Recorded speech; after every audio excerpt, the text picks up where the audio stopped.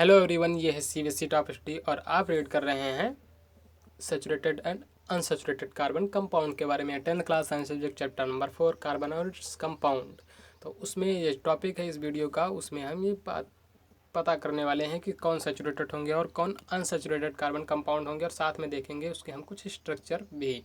तो यहाँ पर कह रहे हैं, पहले से ही हमने मेथेन के बारे में पढ़ रखा है, मेथेन का स्ट्रक्चर हमने भी देख रखा था। लेकिन हम दूसरे कार्बन कंपाउंड्स की बात करते हैं, एथेन के बारे में। एथेन ये C2H6। यहाँ पर आप एथेन का ही एक स्ट्रक्चर देख सकते हैं। इस स्ट्रक्चर को हम कहते हैं इलेक्ट्रॉन डॉट स्ट्रक्चर।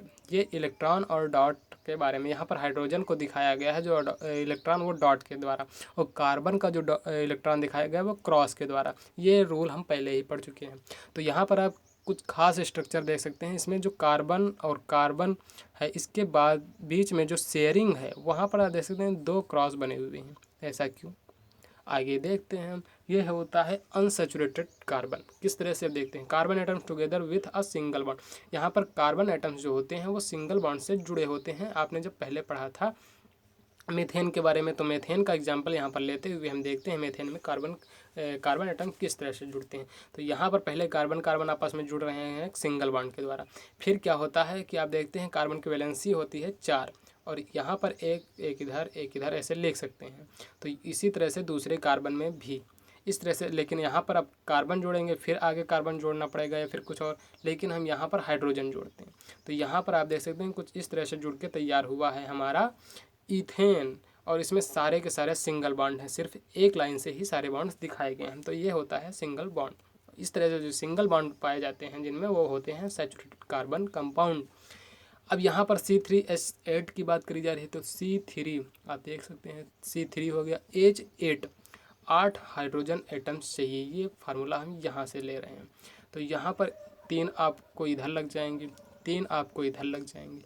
यहाँ कार्बन की चारों वैलेंसी 1 2 3 4, ये चारों के चारों वैलेंसी सिंगल बॉन्ड है, डबल मत समझना, सिंगल बॉन्ड है। और यहाँ पर आप देख सकते हैं, यहाँ हाइड्रोजन, यहाँ हाइड्रोजन, यहाँ हाइड्रोजन, और इधर तो कार्बन हो ही गया। इसकी वैलेंसी पूरी, इसी तरह से इसकी वैलेंसी भी पूरी हो जाएगी। तो हो गए 6 कार्बन कंपाउंड। अब आगे जो ये बीच का कार्बन है, इसकी 1 वैलेंसी, 2 वैलेंसी, बाकी बची 2, ये भी हाइड्रोजन लग जाएगा। इस तरह से 8 हाइड्रोजन हो जाएंगे, 3 इधर 6, और ये 2 8। तो हो गया C3H8 का पूरा स्ट्रक्चर किस तरह से बन के तैयार होता है। अब आगे की बात क्या है, ये भी हो गई सिंगल बॉन्ड की बात।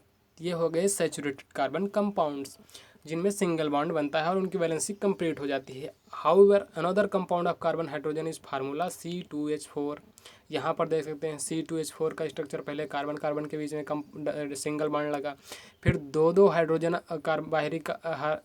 बाहरी कार्बन से जोड़ दिए गए, हो गई इसकी वैलेंसी 3, 1 2 और ये बीच का 3। इसी तरह इसकी भी 3 हो गई वैलेंसी, बची 1। अब इस एक वैलेंसी को पूरा करने के लिए हमारे पास हाइड्रोजन है ही नहीं। क्यों?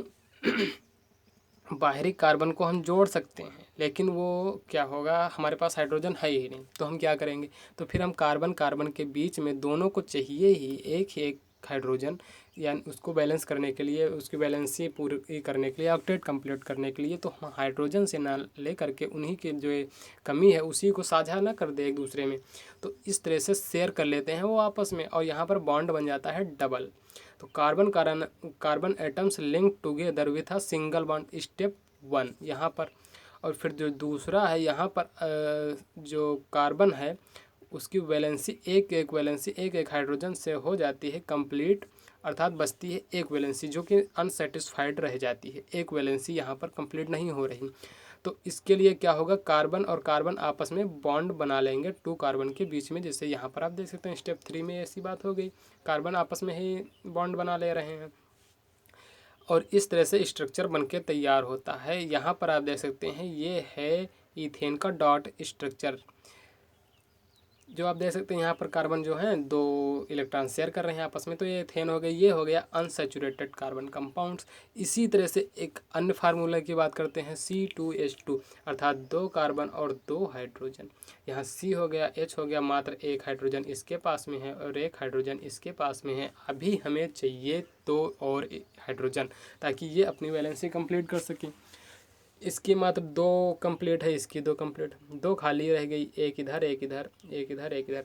अब क्या किया जाए, तो यहाँ पर हम बना लेंगे एक एक्स्ट्रा बॉन्ड, अर्थात यहाँ हाइड्रोजन और इसके बीच में हम लगाएंगे 2 बॉन्ड। अब देखिए दोनों कार्बन की वैलेंसी हो गई कंप्लीट। यहाँ हो गया ये ट्रिपल बॉन्ड, 3 बॉन्ड हो गए, ट्राई बॉन्ड हो गए। अब यहाँ पर एक हाइड्रोजन की ये वैलेंसी कंप्लीट हो गई, वैलेंसी तो हाइड्रोजन की कंप्लीट हो गई, लेकिन कार्बन की देखते हैं, कार्बन के 1 2 3 4, इसकी भी कंप्लीट 1 2 3 4, और ये इधर का चौथा, इसकी भी वैलेंसी कंप्लीट, इसकी भी वैलेंसी कंप्लीट, और ये बनके तैयार हो गया C2H2।